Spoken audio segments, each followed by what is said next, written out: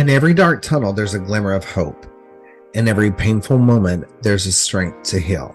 I don't understand why it was me. I don't know if I'll ever be the same.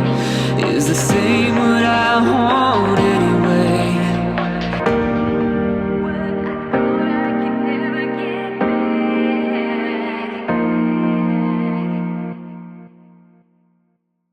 Welcome to Surviving Podcast. So, a little backstory. Leanne from Watch Us Thrive podcast has been a guest on our show. I have been a guest on her show.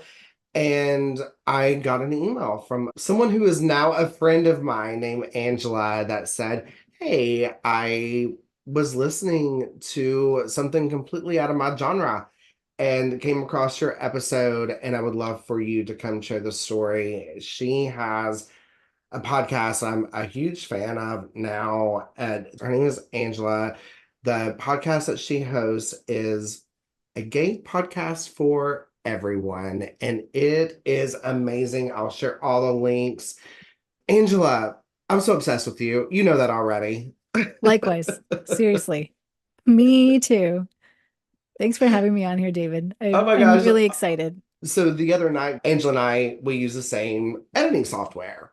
I had questions and just little difficulties that we run into. We're like, hey, let's jump on Zoom and help each other out.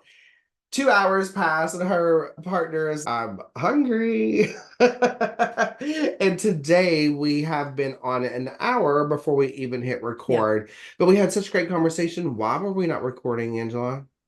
I don't know. That happens to me all the time. I'm like, why didn't I hit record? I had to have Angela on regardless of what we talked about. So this is probably going to fall more into that palate cleanser episode where we just join together as a community and we talk about hardships, but we also talk about fun ships. Throwing that out there, but Angela, take how much ever time you need. Give us whatever information you want to give us, but tell us about you and your show. Sure. Thank you. Happy to. My name is Angela Briones. My podcast, like you said, is the Gay Podcast for Everyone. And it's a podcast for my LGBTQ plus community, parents, our friends, our allies, to come together in conversation, listen to each other's points of views, and hopefully build a stronger connection. I always say that I'm inviting people to a table and just listening to each other and listening to each other's journey and hopefully realizing that we're not that different. We all want the same thing.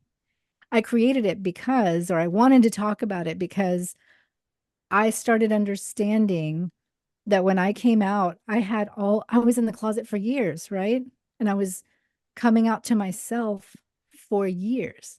So when I finally come out to my mom and my dad, but I really came out to my mom, told my dad for me, which was great. Right. But when I came out to my mom, it took me a while to understand that I had been in the closet for years. I had dealt with everything on my own. I had come to my own understanding.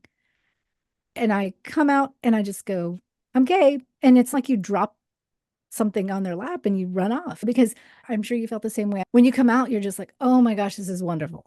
Like it's just like a ton of bricks is released from your shoulders and you feel great. What I realized is I took that and handed that to my mom. And now she was dealing with something, even though she probably suspected I was gay. Until your child says it to you, you don't really know, and you don't know how to deal with it. You don't know how to process it. And I wanted to have this podcast to be a space where we talk about that of, okay, handing it over. Now let's talk about your journey, because your journey is going to become the journey that we're on together for the rest of our lives, if you choose it. Because there are parents who choose not to take that journey. And I really wanted this space and this podcast to be about, hey, what if you told your child in no uncertain terms, I don't understand this, but where do we go from here? Yeah. Because my mom made me feel like that when I came out. She did not say those words, but I felt it hardcore. And here we are 20 plus years later. and she's at my house or like for a weekend or whatever. And she literally tells me eye to eye, she's, I love your partner. You chose a good woman. These are things that I never thought would come out of her mouth. That's what the podcast is about. When you asked me to be on and I listened to a few episodes, I was like, this is exactly where I need to be. Mm, And then you and I, like, we text, we email, yeah. we get on Zoom for hours. Like, one of the things I heard you say in one of your episodes is you were referring to the LGBTQIA community as a family. And then you said that's something that we do here in the gay community and the queer community is we're family. And you broke that down for people. And you just had this beautiful way of explaining that. And I was like, this is exactly where I need to be. This is a safe place. And providing that safe place for people is everything. I have throughout my story shared my coming out experience, but never as a sit down beginning to end of the coming out journey as I have on your show. I'll put the link in the show notes if people want to hear my full coming out story and my journey with that. Yeah. Check it. And trust me, when you do it, you're going to fall in love with Angela. You've already heard her voice. That's amazing. Like, you Thank will you. listen to every episode and everybody that you've had on, like hearing the moms talk and hearing how things are changing. Yeah, they are. And it's just, it breaks my heart to think that somebody made you made this comment on my podcast actually of what you had gone through, of course, and said if you didn't have the foundation and you didn't have the support system, you wouldn't have made it through that. Yeah. And you talk about safe spaces, same thing when we're all in the closet. We're all trying to determine what is life going to look like after I say these words? Am I still going to be welcome in this house? Am I going to be tossed out? Am I still going to have holidays or whatever? And then you go further than that and think about safe spaces as far as gay clubs or gay community events or what have you. There have been a lot of times where it has not been a safe space. There are things that happen. And I think for our community, we're constantly, whether it's something that we grapple with in our head to that degree, as far as the safe space, or whether it's something that is right in front of our face and it's literally a physical space that we're trying to determine if it's safe. I think that is something we come to terms with and come across often. And I don't think people realize that. I Yeah. really don't. I have so many conversations with my sister, actually. She's straight and I'm gay. And I share my perspective all the time because I get a little miffed sometimes. She knows I tease her because I'm like, I get a little miffed at your privilege sometimes. Your straight privilege really bugs me. And we joke about it, but she knows it's not a joke too. And she very often says, I don't have to worry if who I am or what I say is going to offend somebody. And that's privilege. It's privilege. Yeah. And so it's been great having these conversations on the podcast because Yeah. number one, it's a safe space to have the conversations. I always talk about the fact that like we have to give each other grace to make mistakes, to say things that are quote unquote wrong, so that another person who's on the other side of that conversation can say, I hear what you're saying. However, let's take this outlook and create a new point of view and have some empathy there. But you have to give that space to understand. And I really hope that's what's happening with the podcast because that's my intention. That's what I take from it. Like, I think it's so great. So you and I are around the same age, Mhm. and so being the 80s, 90s, early 2000s babies during the years Yeah. of finding ourselves, and I would love to hear those milestone examples. Looking back when I was younger, I loved the movie Just One of the Guys. I thought it was just so funny as a comedy. And the girl in it is, I'm going to butcher the synopsis, by the way, because it's off the cuff. But the girl in it presents this paper to her English teacher, and she thinks it's the greatest thing in the world. Like she's the best writer in the world.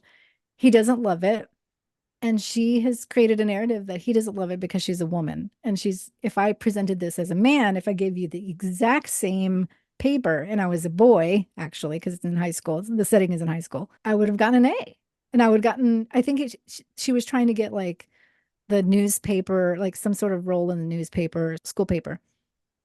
And so she decides she's going to basically dress in drag as a guy and go to a different school, infiltrate the new school, and see if she can present the same paper basically to the same, I think it's like the same guy, because again, I'm going to butcher it, but I think there's a community at the high schools where they're trying to determine who's the best writer at whatever high school, because that sounds good for right now. Perfect. I'll take But it. the point is, she dresses as a guy. And when she dresses as a guy, I remember thinking, oh, wow, like there was something there. Like it was an awakening of some sort. I didn't know what that meant at the time, but like looking back, that was a huge thing for me, probably the most impactful. And now I can give it a name. Yeah, Now I can do that. But at the time, it's so weird. At the time, I didn't really know what it meant. Isn't that I strange? know.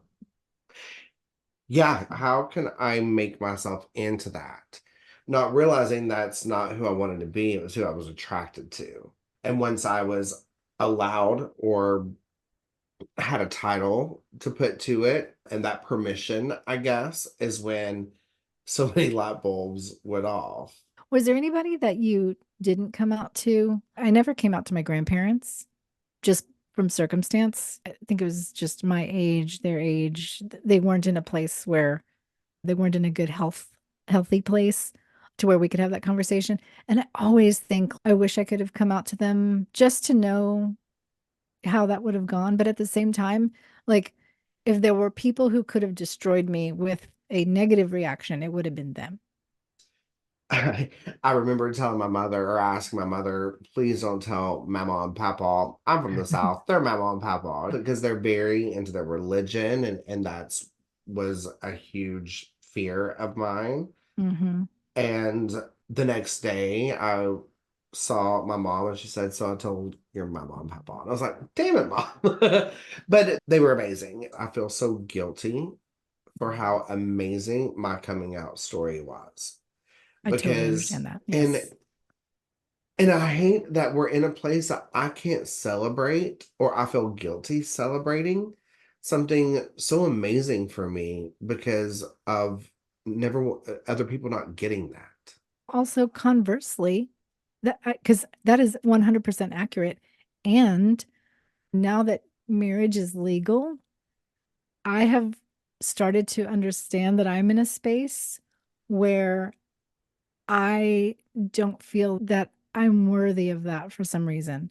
I feel like everybody else is worthy of that. If two other women, two other guys, whatever, were to get married, I'm like, I'm there. Let's celebrate. That's great. But for whatever reason, I don't think people understand, because I didn't understand till 2 years ago the concept of internalized homophobia. I did not know what that was. And it's basically all the shameful messages that you've received throughout your life gets stored in your head and stored in your brain. And that narrative loop keeps playing, telling you that you're a bad person for being gay and you should feel shame for being gay, and keeps you from really living your best life and really just being as open as you possibly can. And so many times I have played small because of that internalized homophobia.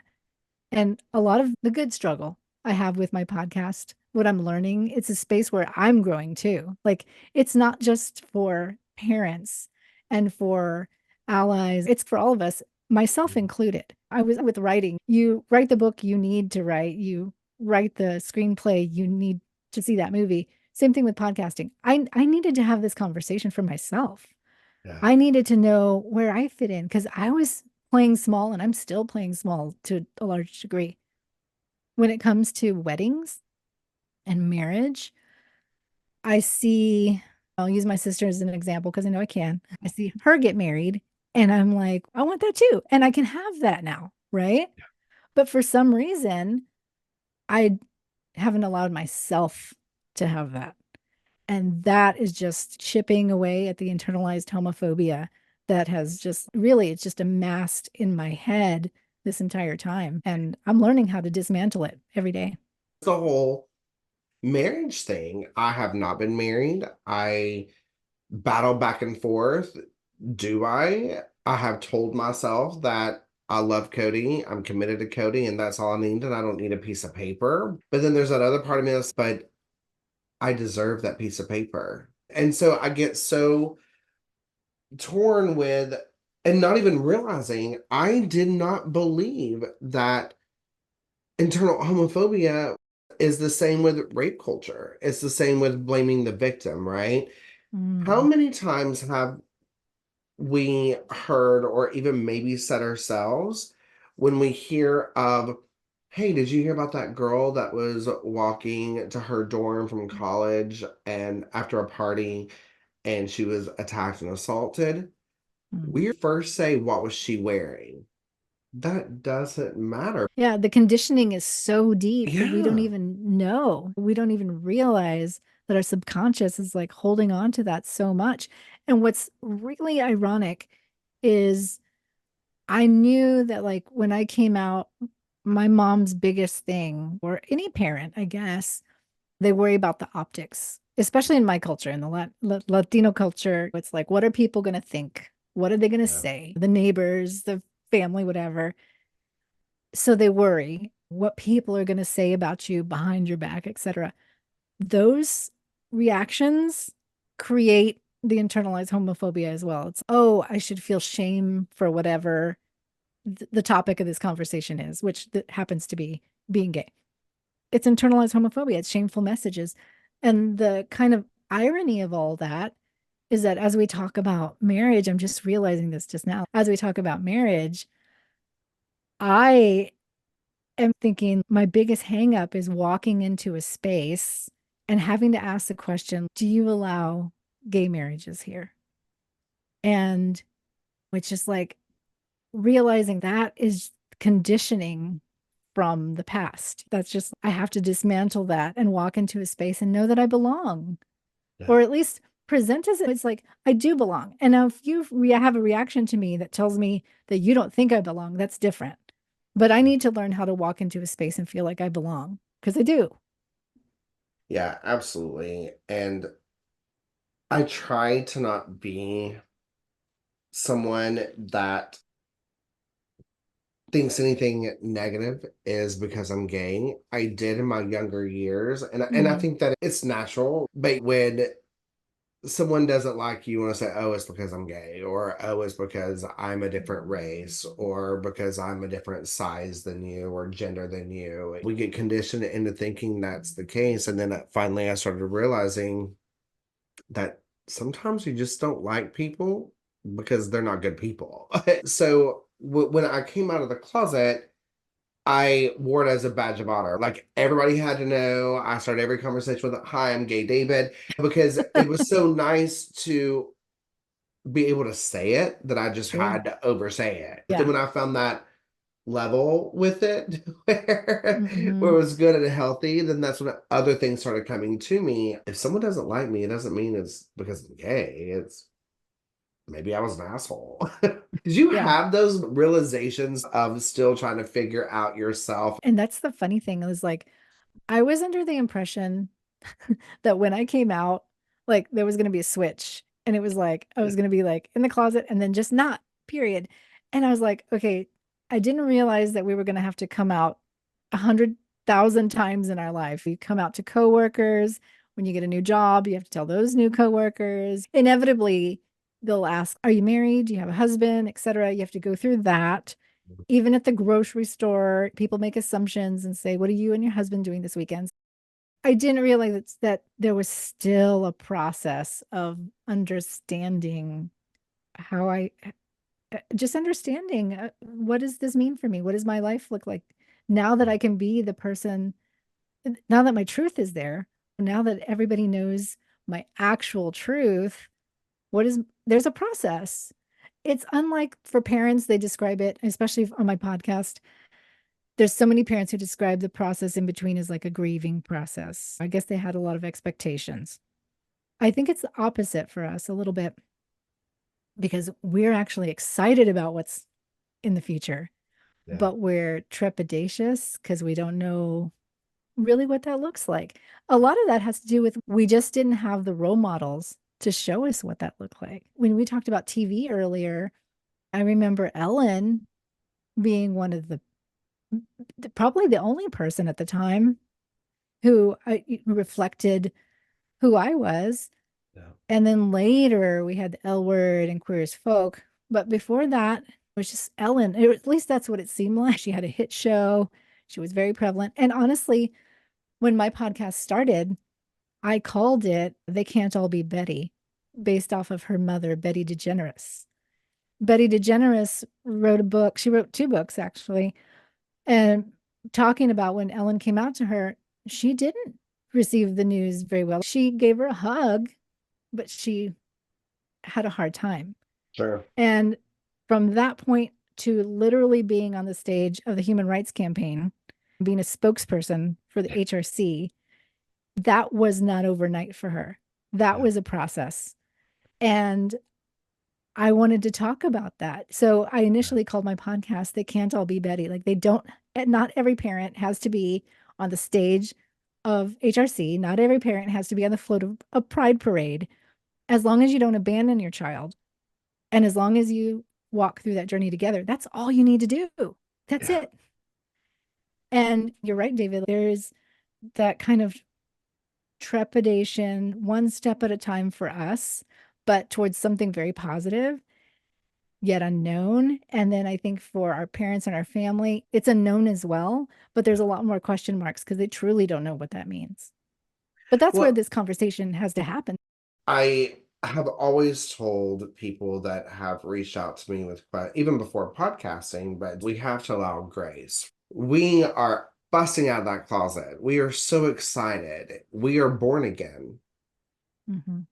but we have to understand that when I was newborn and put in my mom and dad's arms for the first time, all these hopes and wishes started happening of, and maybe it's what society taught us of what we're supposed to Mm. dream. They should be allowed to mourn who they hoped and thought I would be. And I know it, like I even stutter even saying that because it's a very hard realization, but it's the truth. They're going to have their hopes and dreams, and they need to have that time to mourn, just as I need that time to celebrate.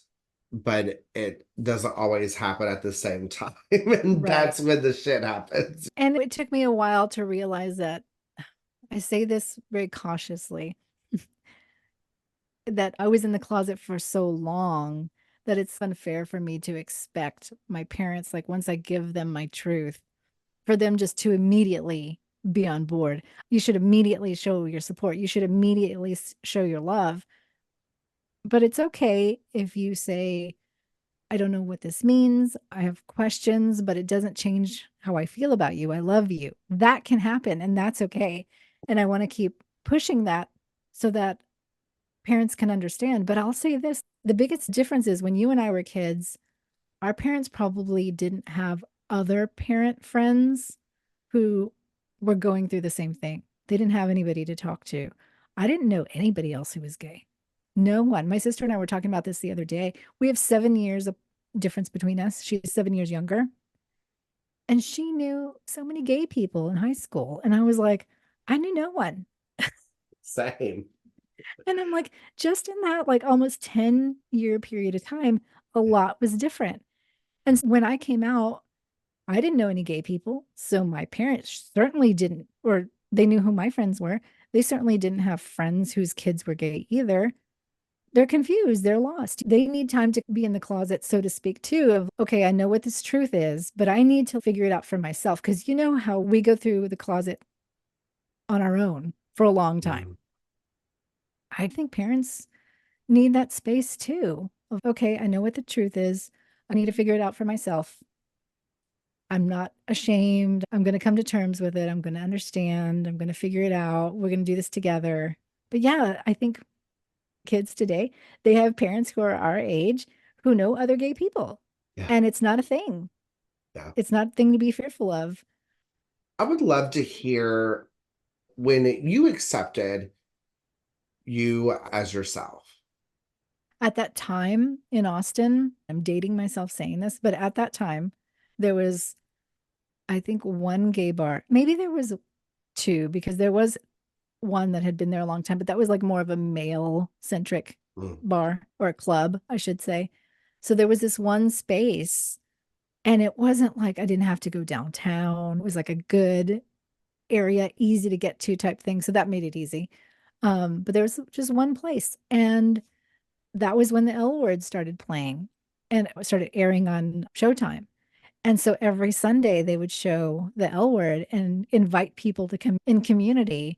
And I went there by myself. I didn't know any other gay people. It was me.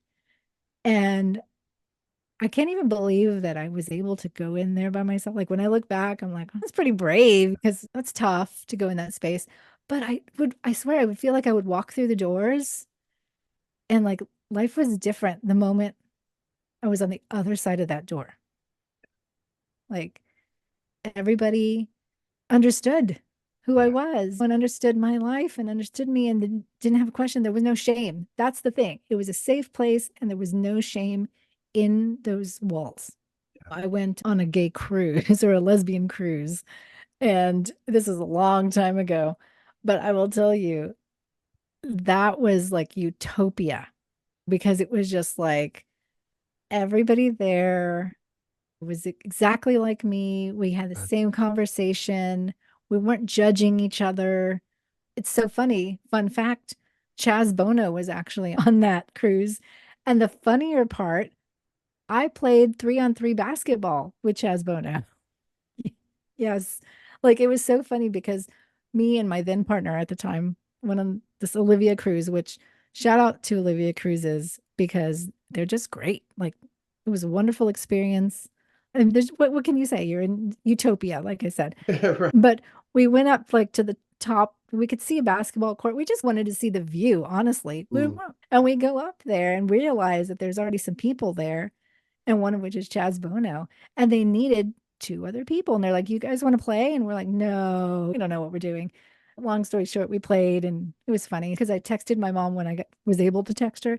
I was like, I just want you to know that your Mm. daughter just played basketball with Cher's child. Thank you. The How end. We're done. did you realize it was Chaz Bono They were immediately? transitioning at that time. And it was, I don't even think it was like a known thing at the time. It was at the cusp of their transition. So Yeah. yeah. But they Wow. were going by Chaz, finally able to go by Chaz. So yeah. So it's How interesting. fun. But yeah, it's just a great space, right? When you're in a place where you're able to be yourself. Yeah. And like every space should be like that. Like it took me a long time to go to like family events and not walk in going, I'm gonna play small, like I said earlier. I'm gonna try to circumvent the conversation or whatever. It took me a long time to be like, this is my partner, this is my girlfriend, I'm gay Angela, that type thing. Yeah. So when you talked about that journey of like, how long did it take from the closet? I don't think people realize even just, yes, you do come out and you are happy and you are whatever, but every new space you go into, you don't know how you're going to be received. Yeah. And even moving into this new neighborhood, I moved outside of Austin. I'm like, Ah, I don't know who my neighbors are. I know. With Cody and I living in the South, I found myself feeling awkward that I'm having to have conversations of we are two, we're a same-sex couple. And luckily I never saw any ugly with that. I watched The Bachelor and all the franchises. And of course, I just watched The Golden Bachelor, which I loved, by the way. And they're getting married. And I'm sitting there watching this, like they're getting married on national television, beautiful space, etc. And I'm just like, you know what? Just really just gets me about this is they don't have to wonder if they can get married in this venue. That's not a thing. They don't have to wonder if somebody will make a cake for them. So it takes a lot to get over those mental humps, if you will, those hurdles. And even as far as safety goes, same thing.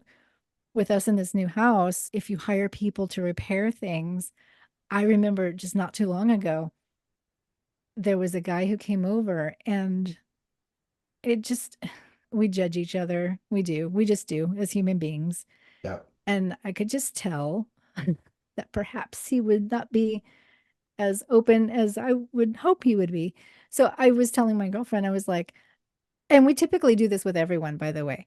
We typically, unless they come inside the house to repair something, only one of us goes outside to actually talk to them and tell them what on the exterior needs to be done because it's just not worth it. Because I'm like, I don't know who this person is. I don't know what their values are.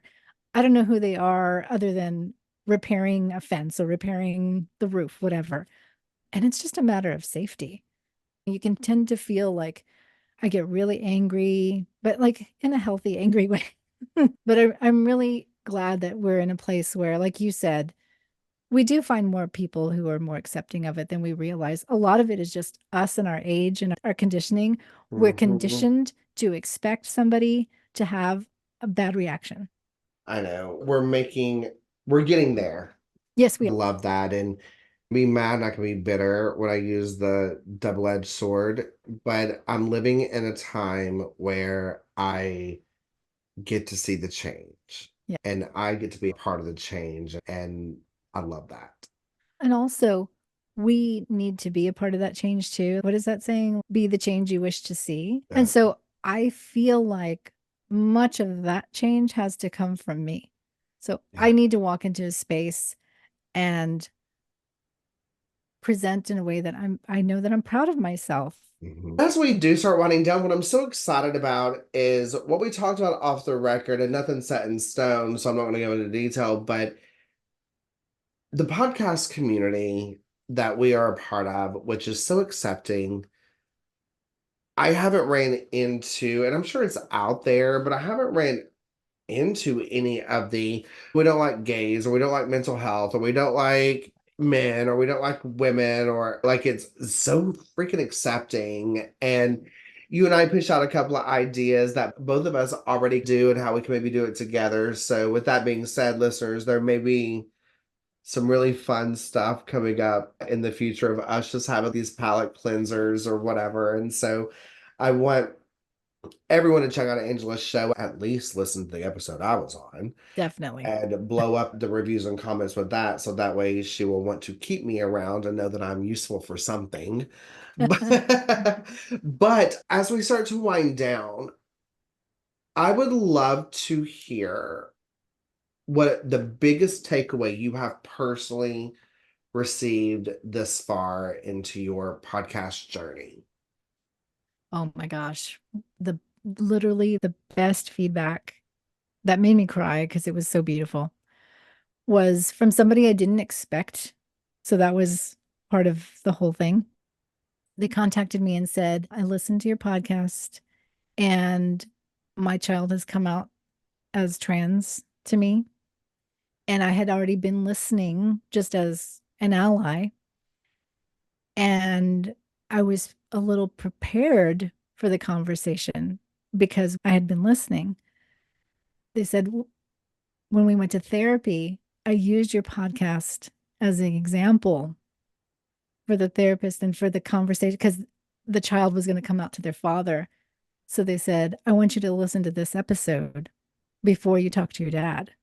And so, like, for a mom to give the podcast to their child and say, listen to this before you take this next step, just to know that it was impactful to that degree, like, Mm. it has been wonderful. Like, really, that if nothing else happened after that, just knowing that moment is wow, really? Thank you.